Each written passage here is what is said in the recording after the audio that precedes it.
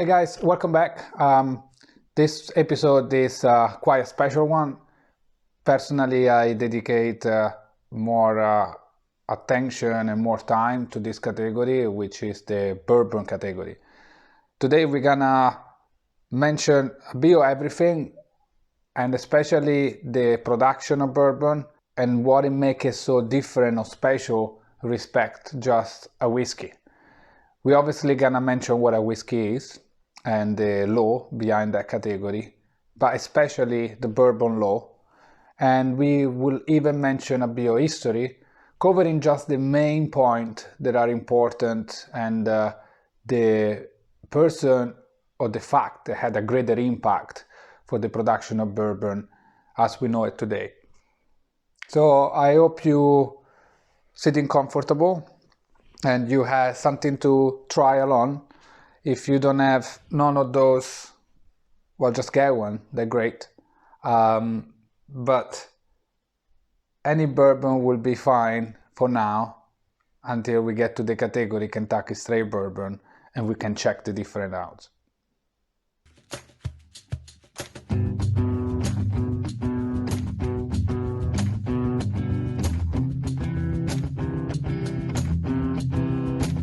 So we're now going to talk about the most delicate subject you can bring up in whiskey tasting or a whiskey training, which is colorant. Now, we're not talking about paint and it's not toxic or anything at all. We're actually talking about a specific e-color called the 150. Now, on this e-color, there are actually 4 classes available, and it depends what you need to do, what your final product is, you're gonna use one of those. Either way, the e-color that you use for the whiskey production is called 150A, and it belongs to the first class, and it should never be used to alterate the flavor of your whiskey. It's simply there for a matter of consistency over the color, but nothing more. There is actually 4 classes of the e-color 150, and the first one that we're going to talk about, or even called the 150A, is the one used in whiskey. It's only used for a matter of consistency in the color, and in fact, it should have never been used for changing the flavor of your spirits. The second class, or the EVE 150B, is actually more on the consistency on your mouthfeel, and most of the time is used in vinegar or cognac or sherry as well. The third class is more used in beer, and the fourth class is the one that is actually have a greater impact in the flavor, and that's why it's most used in acidic environment such as soft drink.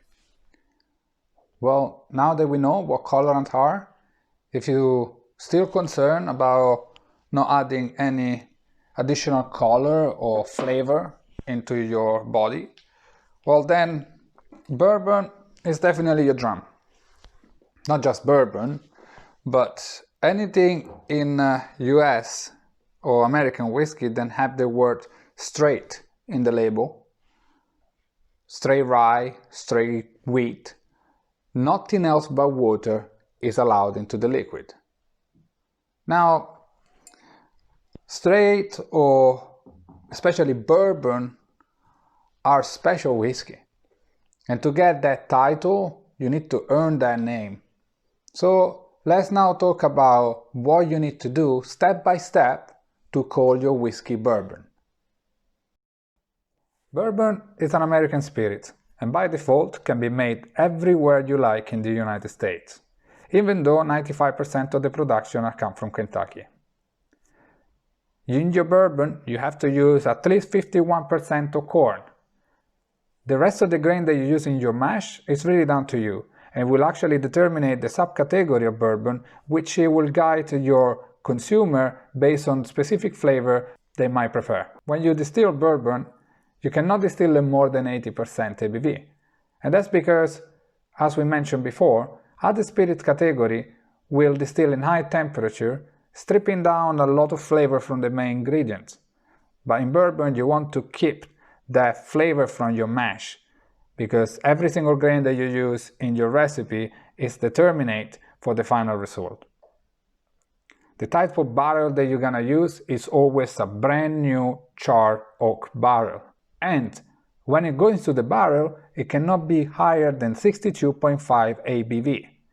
That's not just because alcohol is a strong natural solvent, and the higher you will put, the more extraction you will have from your container, but especially because it depends on what position you choose your barrel to be aged in the warehouse. You might have a different temperature, a different humidity, which will change the ABV of your final whiskey. So as we discussed, every bourbon is a whiskey, but not every whiskey is a bourbon. And bourbon is just the beginning of the story. You can have a bourbon made in Kentucky, like 95% of the production, but you can do bourbon everywhere you like in US. So when a label of bourbon, it doesn't have, for instance, the age statement, but it has those four words, which are Kentucky Straight Bourbon Whiskey, that's telling you more than you think. So let's go to see how to read a bottle of bourbon and what the category Kentucky Straight Bourbon Whiskey is all about.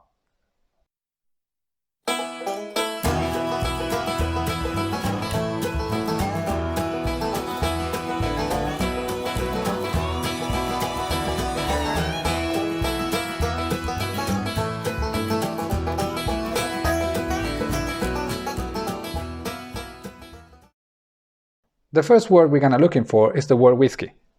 As we mentioned at the beginning of the video, whiskey is a spirit made for 100% fermented grain. No other material can be added to the mash. Also, has to be distilled at less than 190 proof or 95% ABV. The word whiskey doesn't protect consumer from the addition of coloring or flavoring. The second word would be bourbon, and bourbon cannot add anything else but water into the liquid. So that means no caramel, no flavoring, nothing at all. Bourbon also doesn't have a minimum age, so it can even be aged for 1 day or 1 hour as long as follow the procedure to be called a bourbon whiskey. The third word is Kentucky, which doesn't just telling you where it's made, but even that it's aged for at least 1 year and 1 day in the state of Kentucky. And finally, the word straight is applied to different whiskey in America, including wheat and rye whiskey, and it means that it's been aged for at least 2 years in a brand new charged oak barrel. Also prevent you to put anything else but water into the liquid. So even if it's not bourbon, a straight rye or a straight wheat whiskey will be pure water and nothing else added to the liquid. Now, to take as a sample a bottle of Kentucky Straight Bourbon Whiskey, we know that it's made in Kentucky, we know that nothing else but water can be added to it, we know of course that it's a whiskey, and we know that it's follow every step to be called bourbon. No age statement for whiskey, no age statement for bourbon. Kentucky at least 1 year and 1 day. Straight at least 2 years. All of those four together, 4 years old at least. 1 year more than Scotch and Irish whiskey. Now, we mentioned before that the minimum by law ABV for a bottle of whiskey is 40%. So that means that sometimes you have as much as 60% of water in your bottle. Now, that water is playing a crucial role in the final flavor of your whiskey. And limestone water is a special one. This water is the one that makes the horse famous in Kentucky to have strong ankle and strong bone, and that's because it's higher in calcium. Also, it's low in iron, which is cause discoloration during the aging process and give metallic flavor to your whiskey. Limestone water is rich in minerals such as calcium and magnesium, and when they bond together with carbohydrates in the alcohol, give Kentucky bourbon a signature smooth mouthfeel. Weather is another key factor in the Kentucky bourbon industry. If we consider then the average Endo share in a bourbon is between 4 to sometimes even 10% in the first years compared to the 2% in Scotland, we will know that in 4 years in Kentucky you might have the same result in 10 or even 12 in Scotland. Simply because the Kentucky summer is so hot and the Kentucky winter is so cold, you will have a huge interaction between the flavor in the woods and the whiskey that is aging. Yeast is the DNA of bourbon. And in Kentucky, you find some of the oldest yeast present in the bourbon production. Different yeast will have different flavor profile. from fruity to dry, spicy, and so on. Some distillers use as many as 7 different types of yeast for their production. A great sample of how old yeast can be in the production of bourbon is from the Limestone Branch Distillery, when Stephen Beam found a yeast jug in the Oscar Getz Museum belonged to minor case bean. This jug was passed from generation to generation way before Prohibition, and thanks to the modern technology, we were able to match the DNA of that yeast with yeast present in the atmosphere today, which made possible for Stephen Beam to reproduce Yellowstone Select, one of the oldest Kentucky Straight Bourbon out there. If we believe in terroir for grapes, then it should be exactly the same for grains. So Kentucky soil is perfect for the production of soybean, tobacco, and of course corn. American oak is the most popular in the spirit production. About 99% of all the barrels in the world are made from white oak, and 90% of all the barrels are coming from the United States. Now, American oak, or Quercia alba, is famous for the toasty and sweet sensation that releases to the whiskey, but more importantly, have a substance called tylosis. And this substance is preventing leak during the aging process. Now, we mentioned then a bourbon needs to be at least 51% of corn. But what about the rest of the grain? Now, it's really down to us. Traditionally, there are 4 different types of grain then we can use in the production of any whiskey, really, from Irish to Scottish, Japanese, Tasmanian, of course bourbon. And those 4 grain are the malted barley, corn, rye and wheat. But you can really use anything you like. Whiskey is made from 100% mash of grain. Any grain will do. So even though we need to use 51% of corn, the ratio between the rest of the grain will completely determine our final result and make us enter in a subcategory which are more on the flavor profile. You can of course use all those 4 grain, and those are a bit more rare, those whiskey, than use them all. We have Davis County's at the Locks Road Distillery, but traditionally there are 3 main profiles of whiskey. So if you think you don't like bourbon, well, I think you didn't find a bourbon that you like. So to talk about the grain and the role that they play, not just in the flavor, but in the production as well of your whiskey, I suggest you to go on the Foundation playlist and find the fermentation video.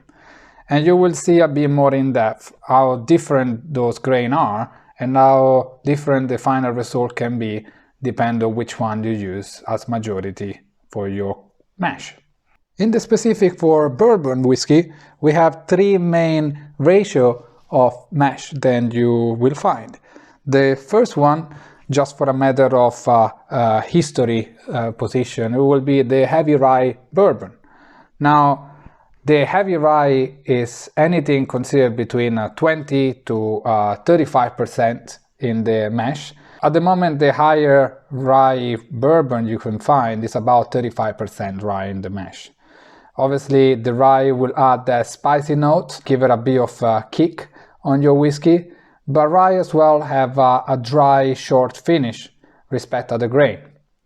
A traditional bourbon is when the rye and the malted barley are well balanced, and so the corn is shining through with all the sweetness from the barrel. And the wheat bourbon is the fairly recent category created by William Weller, which have wheat instead of rye. Now, wheat is not just softer as a flavor, it's even famous for its long and smooth finish. Here you can find some sample of traditional Kentucky mash bill. Obviously there are some quite famous brand up there, even because this sort of mash bill was one of the most used, especially from the first distiller that moved to Kentucky. Kentucky is full of corn, obviously it's the native crops, so they tend to use more of these crops respect the others. It's considered to be a heavy rye bourbon, anything that starts from a 20% rye in the mash bill. At the moment, the heavier rye mash bill in the market is 35% rye. This category is often associated with flavors such as baking spice and pepper and grassy, herby notes. Wheated bourbon is one of my favorites. It's fairly recent as a category. It's actually been invented on the 1849 by William Weller, but it's when the wheat takes place of the rye, then something quite magical happens. The typical kind of spicy vanilla notes change to pure dry fruits and honey-like, and obviously the wheat is way more softer and it releases that long, smooth finish to your bourbon. Now, it's not being always available or affordable as a category of whiskey, but nowadays we have some really good deal in the market. And just some sample that you find there, I didn't mean to put in order of price, but nowadays you can get a really good wheated bourbon on the same price market of a traditional mash or heavy rye. Now, if you're a fan of heavy rye or wheated bourbon and you want to do the extra step, why don't you try them both together? There are some 4-grain bourbon up there. They are not really as popular or again as easy to find as the rest of the category, but they're definitely worth a try. Now with David Cantis you have 3 different options at the moment. You can go for the Kentucky Straight to see how the grains work together. Or if you are a fan of second finish, we have as well a French oak finish or a Cabernet Sauvignon. Secondary finish bourbon are becoming more and more popular today. We released an interesting limited edition from the Locks Raw. Some of the whiskey we did this year was finished in a Caribbean rum cask or cognac finish or Sauterne. Also, I put it there a rye whiskey. I don't know if you spot it. I know it's about bourbon today, but that rye whiskey, minor case, is the only rye whiskey that I know that is finished in American cream sherry. It's not actually a PX or a Oloroso, and I don't know any other in the market. If you do, please comment down below, because I'm really curious. So, as always, at the end of the video, I try to put a bit of history of the category. This time was really hard because there is so many things and people that are worth to mention in the bourbon category, but I try to narrow it down to the main point, then from the early colony to the white spirit, bring to our glass the fine liquid that we drink today. Now, whiskey dates back to medieval monks, and we still today don't know who actually invented it between Irish and Scottish. We know then the word whiskey is probably coming from hisky, from hiskabar, which was a Gaelic word meaning water of life. Now, the first document that we have talking about a drink made out of Indian corn date back on the 1620 from Captain James, which was a missionary from the American colonies, and it was written back to his friend in London. Then he find this local beverage that he preferred to English beer.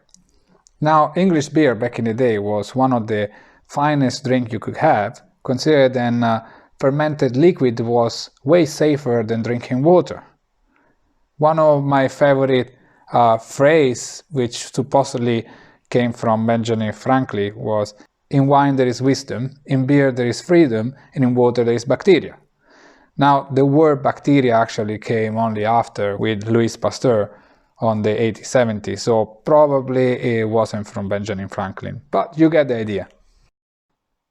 Now, considering how important was the whiskey of life, or to add some alcohol to the water to prevent the proliferation of bacteria, probably the bigger kickstart that we have in the history of American whiskey production was the Molasses Act of the 1733.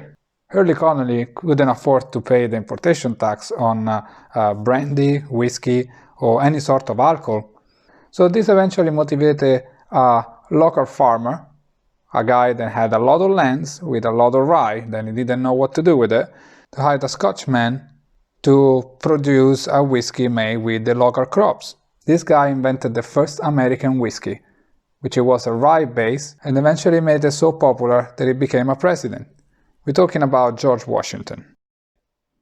Now that George Washington was president in 1789, the first thing he needed to do was to pay back the debt that he had with the French family that helped Americans during the Revolutionary War.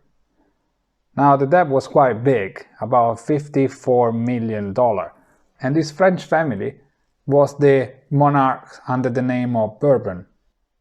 Alexander Hamilton, the Secretary of the Treasury at the time, suggested to impose a tax on domestically distilled spirits. Now, the tax was called the rye tax, or even known as the whiskey tax, and the majority of the farmers were distilling spirits because it was the only way to preserve the excess grain that they would have before it would start potentially to ferment or going bad. That tax started a proper rebellion. And the protest that started in 1791 finished 3 years after and involved about 12,915 force from the government. That's way more soldiers than the one involved in the Revolutionary War itself. But it was even a way to prove a point from George Washington that the government would be ready to impose their tax if they had to. In 1767, Daniel Boone was in a hunting expedition in what it became to know as Kentucky.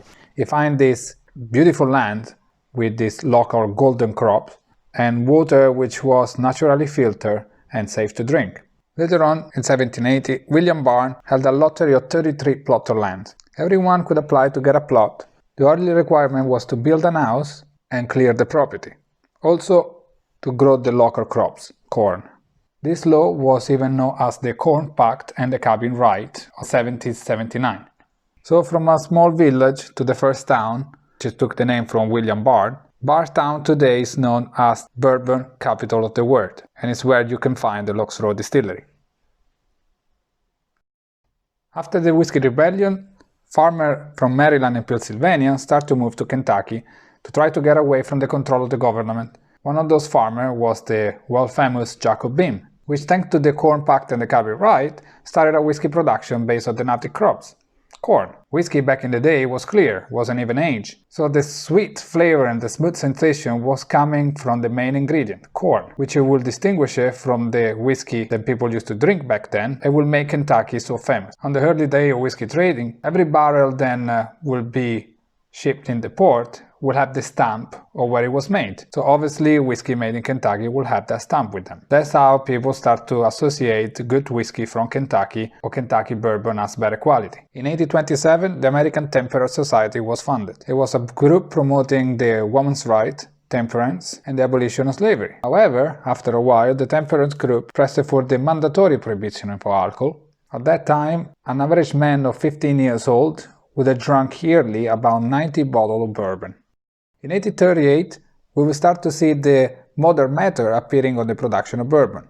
Oscar Pepper, for instance, was the first guy to hire a doctor, James Crowe, which was one of the first to use hydrometer, saccharometer, pH indicator, and the sour mash process in a regular daily basis. Also, even though the importation task would have made Irish whiskey really expensive, it would still be the #1 sold whiskey in America simply because it was smoother than the back in the day known mash bill from bourbon. Rye would have made the whiskey more harsh and not easy to drink. So in the 1849, William Loren Weller created a new recipe, the wheated bourbon. This new mash bill, made in his distillery, the Stitz & Weller Distillery, which was one of the only 6 to get the medicinal license during Prohibition, will change completely the history of bourbon. From that moment, bourbon whiskey became the #1 sold whiskey in America.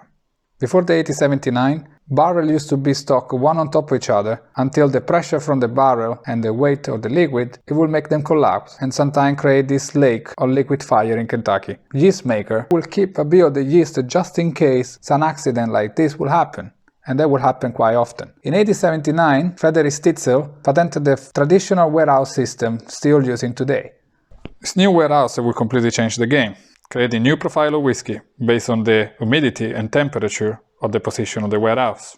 In the late 1800s, Julian Pappy Van Winkle purchased the Stitz & Weller Distillery. The prominent brands were Rebel Yell, L.W. Weller, Cabin Still, and Old Fitzgerald. Before the 1897, whiskey was open to interpretation. There were a lot of imitation whiskey, which will include adding colorant, if you were lucky, or tobacco spit, fermented plum juice, chicken bones, and a lot of fancy ingredients to take the final flavor of the product. Let's just say that there wasn't any law to protect the consumer for a bad quality bourbon or a dangerous type of distillation. It was indeed in the 1897 that Ezra Brooks and Sergeant H. Taylor pushed for the approval of the first consumer protection legislation, the Bottle and Bond Act. For that moment, bottle and bond whiskey wouldn't need to follow the precise step to add that name in the label. It was only after, in 1909, that President William Howard Taft created a new law to divide the blend from the straight whiskey. In straight whiskey, like in bourbon, would be nothing else but water allowed into the liquid. It will also cover the category of corn whiskey, rye, and wheat. In 16 January 1919, the 18th Amendment passed. Prohibition will start after January 15, 1920, also known as the Thirsty Thursday. That will leave enough time to apply for a medicinal license, but only 6 distilleries will manage to get one. The American Medicinal Spirits, the Shanley Distillery, James Thompson and Brother, Frankfurt Distillery, Brown Forman, and the Stitzel Distillery.